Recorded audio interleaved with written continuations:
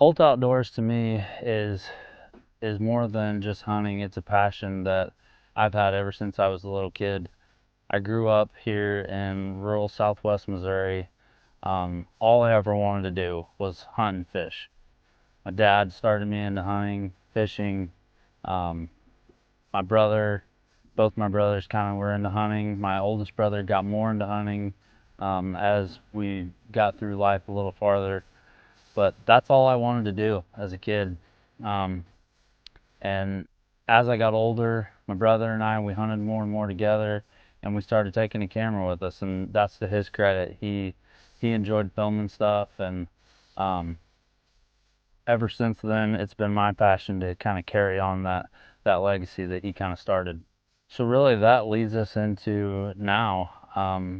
Last spring, we started filming some turkey hunts, and this fall in September, we're going to carry that on and film everything that we do in the deer woods. Hopefully, it'll be fun, and we'll have some success and learn some lessons along the way. To prepare for deer season this year, it's been pretty much like every other deer season. We've got several small properties that are either cattle leases or permission. I have one property here that my house is on that I was lucky enough to purchase a couple years ago. It's 40 acres. Um, and what we have done so far this summer is get the cameras out, take inventory of what's there, putting cameras on ponds, pinch points, trails leading to and away from ponds. Um, Basically, it starts there with inventory, and then from there, we've been moving stands, cutting, trimming lanes, uh, disking and spraying, getting ready to put food plots in.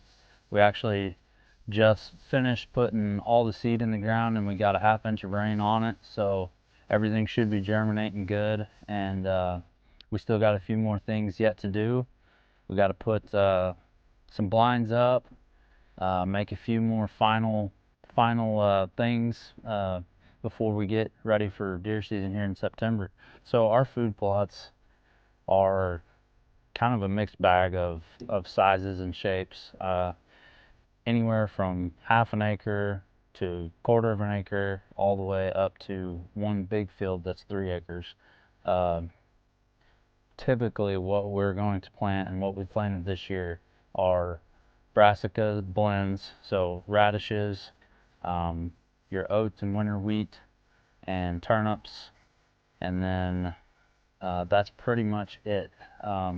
We also broadcast some clover this year in hopes that next year or even the year after that we'll have a good stand of clover at the property over at Ethan's house.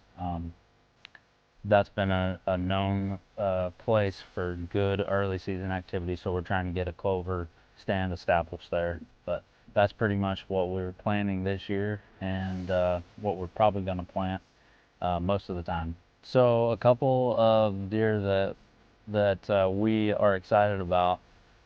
There's a buck that Ethan actually named just off the cuff. He named him Romeo. It's a buck that's over on some public land, just a small little chunk of public land that is kind of, a hidden gem, if you will. Um, his name's Romeo. He's a uh, big deer, probably a mainframe 9-pointer, I think. Would be probably the biggest deer I've killed with my bow. Uh, but we're kind of yet to get a plan on him. We're just hoping that he stays in that area, and we're just going to keep monitoring trail cameras. But besides that, I have a deer here at my home place on this 40 acres that is also a big 8 or 9 point. It's got a little kickers and some trash, so uh, those are two of the ones that we're really excited about. But the thing that always happens here in this area is in October, in the rut or leading up to the rut, some random deer always show up. So I know we're gonna have chances at some good deer this year. But so far, that's what's on our mind, is those two. Our hunting setup usually is going to be tree stands, ladder stands with a hang on next to them for a camera guy. We'll even get up in a double stand. I've killed I've killed deer out of double stands with a camera guy sitting right next to me. Um, so that's mostly our setup. We'll hunt out of some ground blinds too around the food plots, but really our technique and our setup is geared towards uh, the deer coming to us, really. We got food plots and food sources, and we're just gonna hang tight and stay out of there, keep the pressure low until the cameras tell us that we need to go in there. Um, and you know, in the beginning of the season, we'll try to do doe management, shoot some does, and and that's kind of how we set up our places that we hunt to have success. The way that we're planning on releasing the content that we're going to get is uh, semi-live. Some people don't like that term, but semi-live just basically means we're going to try to keep it as up to date as possible, more like following along, following us on the journey of the hunting season as we go through it. You'll kind of get real time updates on what we're doing, what deer we're going after, and the idea is to just keep it as close to live as possible. We all have jobs and other things that we got to do, so we're going to do the best that we can to get them out in a timely manner.